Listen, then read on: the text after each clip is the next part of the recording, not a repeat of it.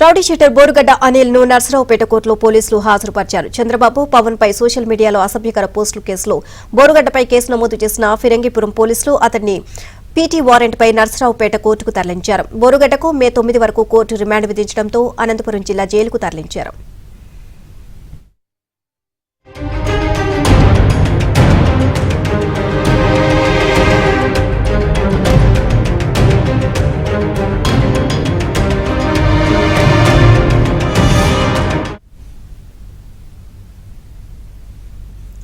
Rowdy sheeter Borugadda Anil ను నర్సరావుపేట కోర్టులో పోలీసులు హాజరుపరిచారు. చంద్రబాబు పవన్ పై సోషల్ మీడియాలో అసభ్యకర పోస్టుల కేసులో బోరుగడ్డపై కేసు నమోదు చేసిన ఫిరంగిపురం పోలీసులు అతన్ని పీటీ వారెంట్ పై నర్సరావుపేట కోర్టుకు తరలించారు.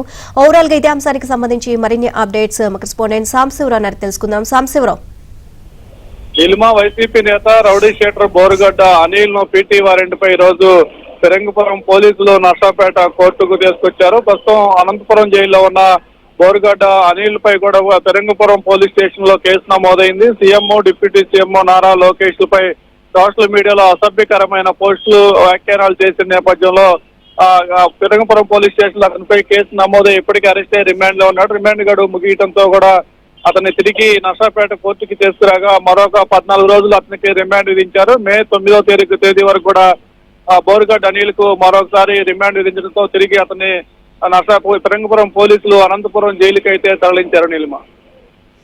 Thank you Sambasivarao.